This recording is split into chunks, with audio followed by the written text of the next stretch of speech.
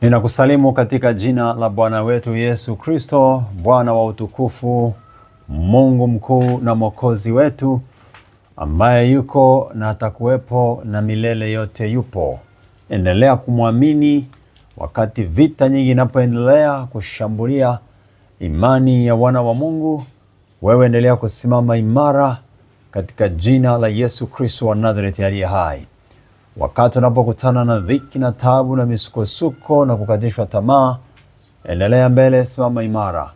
Lakini kama kuna ambayo pia yanakuzonga ambayo ni kinyume na mapenzi ya Mungu, endelea kusimama kupingana nayo, kwa sababu hayo yamejaa roho ya yule adui. Ni mashambulizi, ni mipango ya yule mwovu kutaka kurudisha nyuma, kutaka kuleta uharibifu.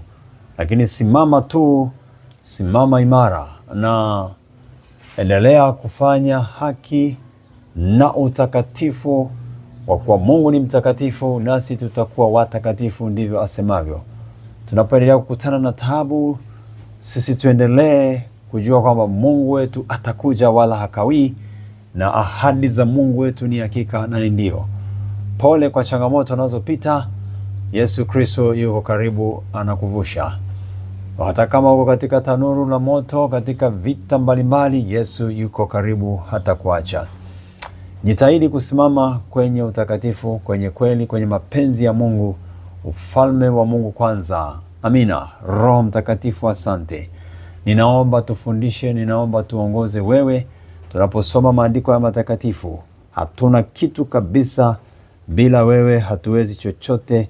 Tutaharibu, tutafanya kwa nguvu zetu ambazo havina matunda, havitakuwa na baraka. Naomba wewe sasa tuongoze na kutuwezesha. Amen. Tunaendelea kujifunza juu ya kufurahia mateso katika kumtumikia Bwana Yesu. Kufurahia mateso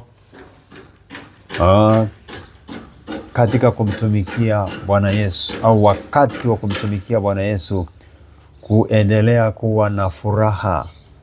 Jina la Yesu litukuzwe sana. Karibu sana, endelea kufurahia YouTube channel hii inayopatikana kwa jina la Eli Mlinzi Mbise. Kumbuka kusubscribe, kushare, kulike na wengine, kwa utukufu wa Bwana Yesu Kristo. Endelea kukaribia kuungana nasi kwa kazi ya uinjilisti ya kwenda vijiji kwa vijiji.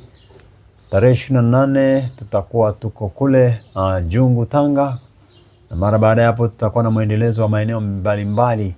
Ni maeneo ya vijijini hasa tunakwenda, lakini pia tuna kazi kubwa njema ya baraka ya kuanza ujenzi wa madhabahu kwa ajili ya maombi na maombezi, mahali tutakapokusanyika watu wengi, watu mbalimbali kwa kuomba. Karibu katika kazi hiyo. Namba za mawasiliano au sadaka pia utaziona hapo chini kwenye simu yako, lakini pia ukihitaji namba ya CRDB Bank na NMB Bank unaweza kuipata. Bwana akubariki sana. Karibu. Tunasoma kuanzia pale sasa kwenye Zaburi ya 119 mstari wa 143. Zaburi ya 119 mstari ule wa 143. Zaburi ya 119 mstari wa 143. Taabu na dhiki zimenipata, maagizo yako ni furaha yangu. Amen. Taabu na dhiki zimenipata, lakini maagizo ya Bwana si huzuni wala maombolezo. Maagizo ya Bwana anayapokea kwa furaha. Maagizo ya Mungu anayapokea kwa furaha. Lakini kumbuka, anasema habari ya dhiki na taabu amezipata, na yuko kwenye dhiki, kwenye taabu, lakini anayapokea maagizo ya Baba yake kwa furaha. Anayapokea maagizo ya Mungu wake kwa furaha. Anayaona maagizo ya Bwana ni furaha yake.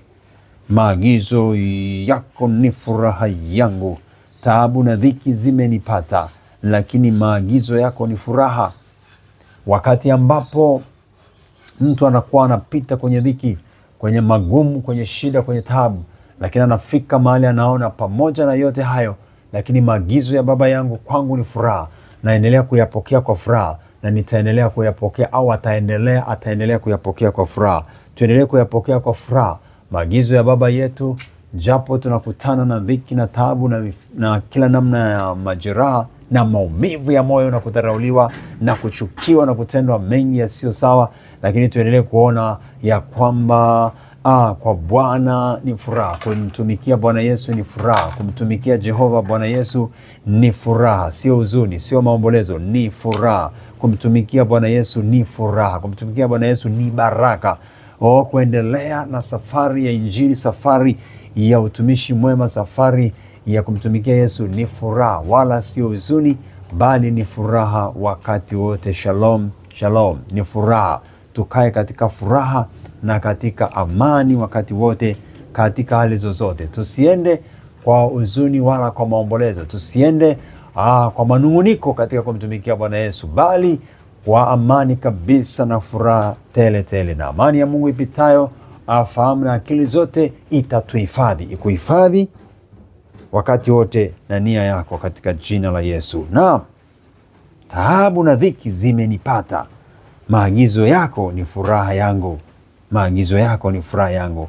Haki ya shuhuda zako ni ya milele. Unifahamishe nami nitaishi. Haleluya. Tunaishi kwa msaada wa Bwana, kwa uweza wake tunaishi. Haki ya shuhuda zake ni ya milele. Kuna mambo tukiyajua hatupati shida tunapokutana na vitisho na magumu, kwa sababu tunakuwa na uhakika wa yule tunayemtumikia. Tunakuwa na uhakika na Mungu wetu ambaye tumemwamini. Shalom sana. Karibu, endelea kumtukuza Mungu kwamba katika dhiki, pamoja na hizo dhiki, lakini furaha ya kuendelea kumtumikia Bwana haiondoki. Furaha ya kumtumikia Bwana haipungui, haiishi. Kukata tamaa hakutokei. Kuvunjika moyo na kushindwa hakusimami. Lazima kuondoke, na safari ya Injili itaendelea kwa namna zozote. Kama kuna namna ya kuweza kuchepukia upande mwingine au kwenda kwa namna nyingine, lakini kwa lengo la kutimiza kusudi la Bwana, fanya hivyo. Kama unaona hapo umesimama hapo, alafu hiyo malumbano, mashida, matatizo manini, basi kama ilivyokuwa kwa Yusufu na Mariam, Bwana akawapeleka mahali pengine, wakaenda kujificha kwanza, alafu kile kilichokusudiwa kikatokea. Kwa hiyo unaweza ukachepuka mahali pengine, unaweza ukafanya kwa kuongozwa na Roho Mtakatifu, lakini si kwa kunung'unika wala kwa kukata tamaa wala kwa kuacha, bali kusimama kwenye mapenzi yake. Niende nisome Warumi sura ile ya 5. Warumi sura ya 5 mstari wa 1 mpaka ule wa 5. Warumi 5:1-5. Bwana Yesu asifiwe sana. Maagizo ya Bwana ni furaha kwetu. Katika wakati wa matatizo, katika wakati wa raha, katika wakati wa kucheka, katika wakati wowote, maagizo ya Mungu wetu kwetu yanaendelea kuwa ni furaha, ni furaha, ni furaha iliyokuu. Jina la Yesu liendelee kutukuzwa. Nisome mstari ule Warumi sura ile ya 5 mstari wa 1 hadi wa 5. Anasema, basi tukiisha kuhesabiwa haki itokayo katika imani, na muwe na amani kwa Mungu kwa njia ya Bwana wetu Yesu Kristo, ambaye kwa yeye tumepata kwa njia ya imani kufikia neema hii ambayo mnasimama ndani yake, na kufurahi katika tumaini la utukufu. Na kufurahi katika tumaini la utukufu wa Mungu. Wala si hivyo tu, angalia mstari wa 3 zaidi tena. Wala si hivyo tu, ila namfurahi katika dhiki. Ila namfurahi katika dhiki. Pia mkijua ya kuwa dhiki kazi yake ni kuleta saburi, na kazi ya saburi ni uthabiti wa moyo, na kazi ya uthabiti wa moyo ni tumaini, na tumaini halitahayarishi, kwa maana pendo la Mungu limekwisha kumiminwa katika mioyo yetu na Roho Mtakatifu tuliyepewa sisi. Amina, amina, amina. Lakini katika dhiki tunaweza tukapita, tukaendelea. Jina la Yesu litukuzwe. Naam. ambaye kwa yeye tumepata kwa njia ya imani kufikia neema hii ambayo tunasimama sasa na kufurahi katika tumaini. Tuna matumaini katika Bwana Yesu.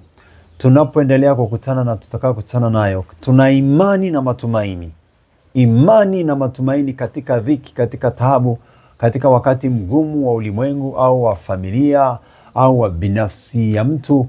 Ni muhimu sana kuendelea kuwa na imani na matumaini katika jina la Yesu Kristo wa Nazareti aliye hai.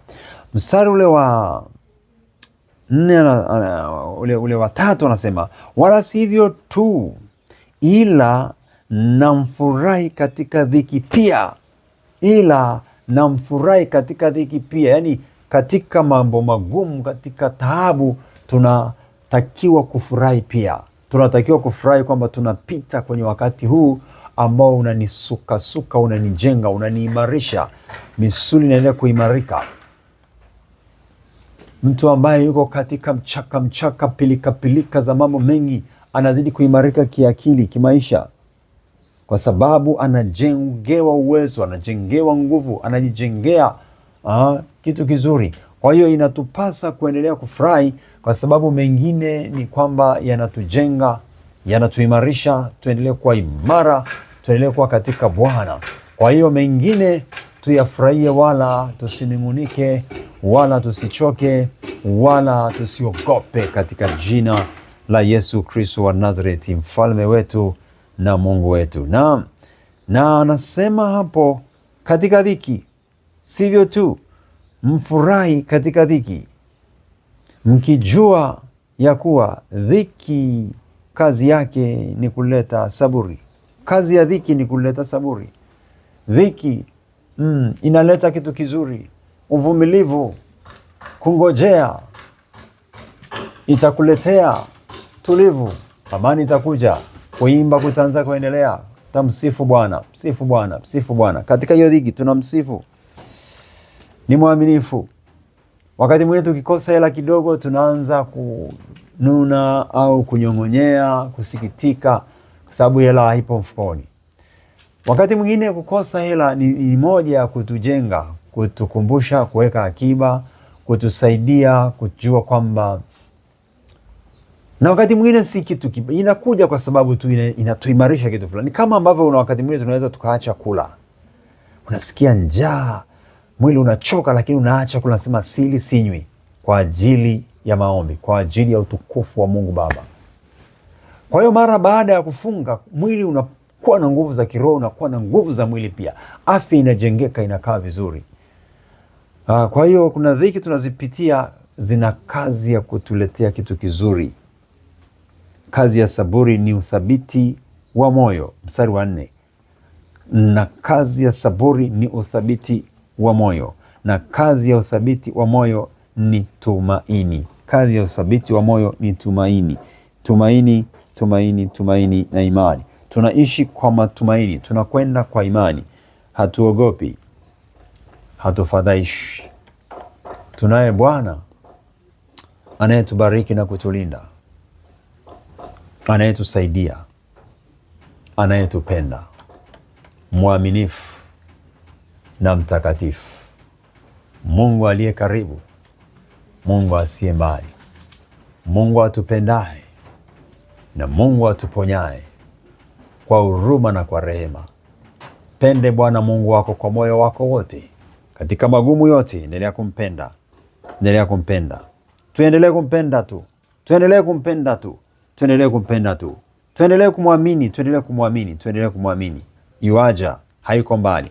Wala si hivyo tu, ila namfurahi katika dhiki, pia mkijua kuwa dhiki kazi yake ni kuleta saburi. Uvumilivu. Uvumilivu. Uvumilivu. Inatujengea uvumilivu. Inatujengea kuendelea kuimarika. Mungu ni mwema na mwaminifu. Yohana 16:33, Yesu anasema, duniani mnayo dhiki, lakini jipeni moyo, kwa kuwa mimi nimeushinda ulimwengu. Yohana 16:33. Kwa hiyo dhiki ipo, lakini anasema tujipe moyo. Dhiki ipo, lakini tujipe moyo. Ukirudi kwenye Warumi hapa anasema, wala si hivyo tu, ila namfurahi katika dhiki. Tunatakiwa kufurahi, sio kununa, sio kukasirika. Tuendelee kujua kwamba Baba yetu na Mungu wetu ni mwema sana na mwaminifu, ambaye atatusaidia, hatatuacha. Wakorintho wa pili, naenda kusoma kwenye Wakorintho wa pili sura ya 1 mstari wa 3. Wakorintho wa pili 1:3 hadi 4. Ninasoma: na ahimidiwe Mungu Baba wa Bwana wetu Yesu Kristo, Baba wa rehema, Mungu wa faraja yote. Naam. Atufarijie katika dhiki. Mstari ule wa 4. Atufarijie katika dhiki zetu zote, ili nasi tupate kuwafariji wale walio katika dhiki za namna zote. Kwa faraja hizo tunazofarijiwa na Mungu.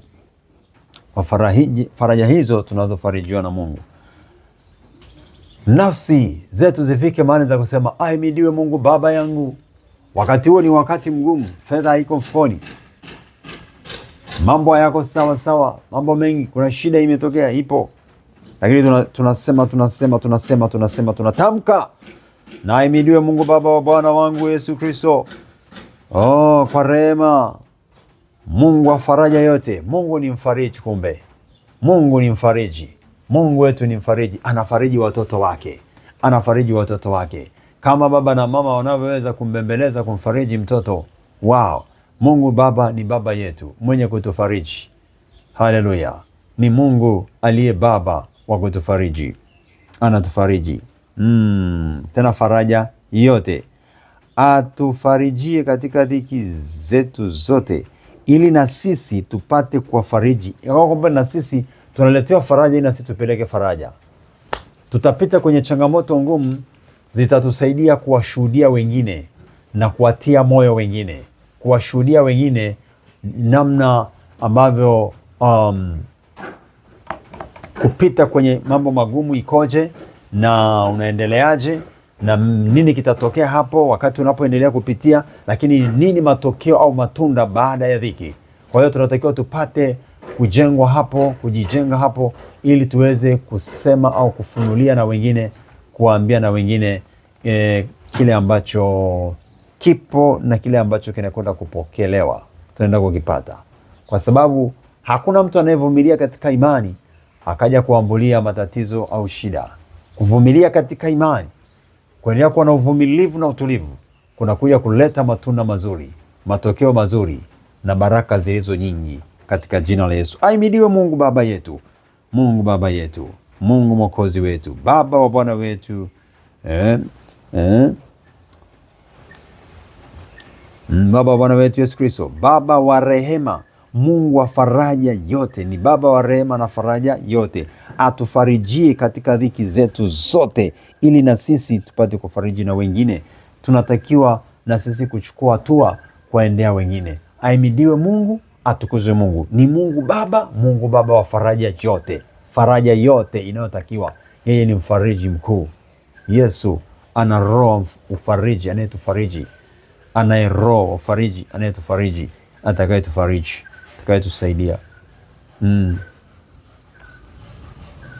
Na wakati mwingine ni muhimu sana kuwa na ubinafsi katika kutembea kumtegemea Yesu wakati ule wa mambo magumu, kwa sababu unaweza kuwa umemtegemea mtu alafu mtu akakuudhi, mtu akakujeruhi. Naona wengine sasa hivi kuna watu wanakuja wanakengeuka, wanaingia roho za uasi, na wakati mwingine hawajajua. Au kuna watu wanapingana na Biblia lakini hawajui kama wanapingana naye. Sasa hivi ukiingia kwenye mtandao unaona watu fulani walimtegemea mtu fulani. Sasa anapokuja kuanguka, watu wanabaki kuumia. Inapaswa kuumia, kumhurumia na kumwombea, sio kuvunjika moyo au kufadhaika ndani ya moyo. Mungu atabaki kuwa Mungu, ni Mungu mkuu. Yesu ni Bwana Watapingana sana, watapinga, Yesu anabaki pale pale, ni Mungu na Mwokozi wetu.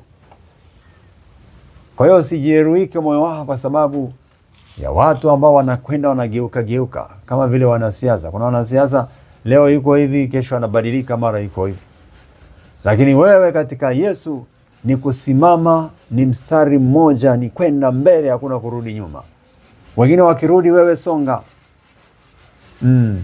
Angalia kwenye mitandao, mtu aliyekuwa anategemewa sana, afu watu wanaona sasa mbona naye kama amerudi kule kule kwa wale wapinga Kristo. Haya yamesemwa na Biblia. Ndio muhimu wa kuwa na maandiko mengi ya Biblia. Likitokea tu upate shida, unasonga mbele, unajua kwamba hawa ni wale wale. Naweza, Biblia inasema alikuwa kwetu lakini hakuwa wa kwetu. Damu ya Yesu iendelee kutunenea mema katika jina la Yesu.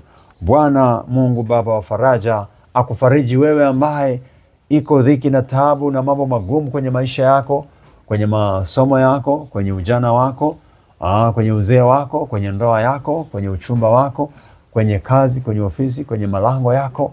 Bwana Mungu wetu, Baba yetu, ni mfariji Yesu mwenye roho wa faraja. Mfariji mtu huyu sasa, mfariji huyo mtu sasa, wafariji na wengine mahali mbalimbali waliko. Naomba faraja yako Bwana, waliofiwa, walioumizwa, walioonewa, walionyang'anywa haki zao. Bwana Yesu, naomba uweza wako mkuu uwapelekee, waendelee kuziona faraja, fadhili, neema kwa jina la Yesu Kristo. Waendelee kujazwa neema na rehema, mfalme wa falme Bwana, katika jina la Yesu wa Nazareti aliye hai.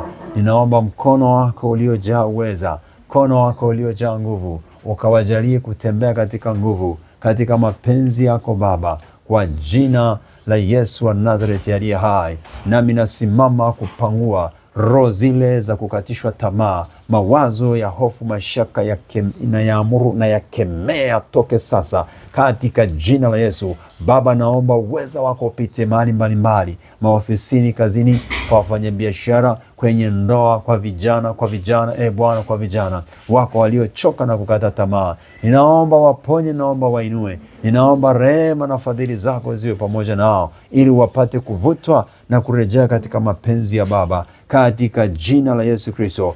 Mungu utufarijie katika jina la Yesu. Mungu Baba, tufarijie, tufariji Baba yetu, Mungu wetu sasa. Asante, naomba iwe hivyo, kwa kuwa tunaamini, tunangojea. Kuna mwingine ameteseka kwa muda mrefu, amelia, ni machozi ya muda mrefu. Naomba faraja zako juu yake, naomba faraja zako juu yake, naomba faraja zako ndani yake, naomba faraja zako Bwana, naomba faraja zako Mungu, kwa damu ya Yesu. Wale waliojeruhika, Watanzania wengi bado wako kwenye majeraha juu ya taifa lao, juu ya mambo yaliyotendeka na yanayoendelea kutendeka kwa Tanzania.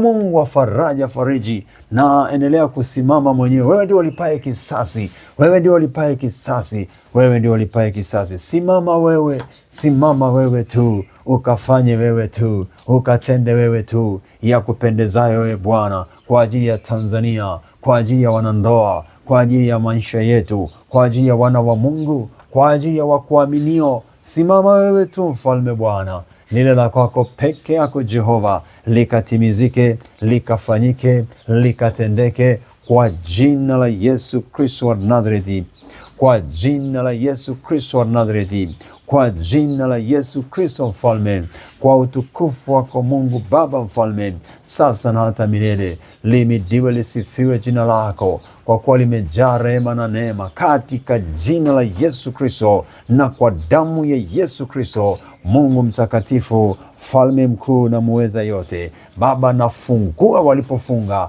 viachiliwe baraka zetu, amani, furaha iachiliwe. Aliyefungiwa akakosa amani na furaha, nafungua mlango huo, na amuru kuharibika hicho cha giza katika jina la Yesu. Moyo wako ujaze shukurani, moyo yetu ijaze shukurani, mioyo yetu Baba ikajae shukurani, mioyo yetu ikajae ujasiri, ushujaa kwa jina la Yesu. Roho wako mwema atujaze, atuwezeshe ili tuweze kutembea kwenye mapenzi yako wakati wote, siku zote, katika jina la Yesu Kristo wa Nazareti aliye hai. Katika jina la Yesu Kristo na pangua yale yote wanayapanga na kuyakusudia kwetu na kwa kanisa na kwa taifa letu. Wale wenye hila na uharibifu wasifanikiwe Bwana, wale wanyonyaji wasifanikiwe kwa Tanzania. Na kemea ile roho ya unyonyaji, na funga mipaka yote ya maroho ya unyonyaji yanayotakiwa kuingia, na wafukuza kwa Tanzania, na wahamisha. Pando usilolipanda litang'olewa.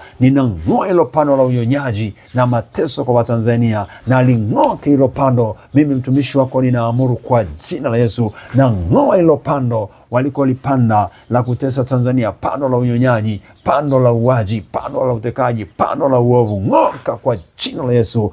Bwana, irehemu Tanzania, ihurumie na kuiweka mahali pako kwa damu ya Yesu. Na huyu mtu ambaye pia ameonewa, ameteseka, ameumizwa, ninang'oa hilo pando lilowekwa la roho na jeshi la adui linalotesa maisha yake katika jina la Yesu. Ninaupiga huo uwezo wa giza unaomtesa na kumuumiza, uvunjike, uharibike sasa, na watu wako wawe huru kabisa, wawe huru kabisa, wakutumikie Bwana katika jina la Yesu Kristo. Pando la magonjwa, pando la masikini, pando la baya yote, ng'oka moyoni, ng'oka akilini, ufahamuni, achia wana wa Mungu kwa jina la Yesu. Ninakemea hiyo mipango, ninaipiga damu yako tu Yesu, ikanene uzima, ikanene baraka, ikanene uzima, ikanene baraka, ikanene uzima, ikanene baraka, ikanene katika jina la Yesu Kristo. Ufalme ni wako Mungu wetu, mfalme na uweza na nguvu. Asante kwa pendo lako Mungu mwenye pendo la milele,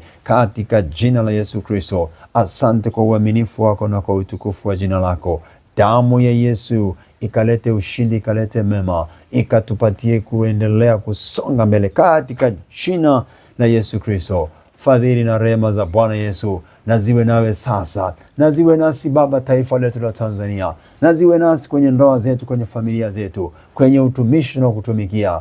Bwana tukuzwa, Bwana simama wewe kwa utukufu wa jina lako, na mapenzi yako yakaendelee kutimizika na kutendeka sasa na hata siku zote na nyakati zote. Ni kwa jina lako Yesu Kristo, ni kwa jina lako Yesu Kristo. Asante Mungu Baba uliyejawa na rehema na fadhili na nguvu na uweza, sasa na milele yote, sasa na milele yote, sasa na milele yote, sasa na milele yote, kwa jina la Yesu Kristo, kwa jina la Yesu Kristo, kwa jina la Yesu Kristo.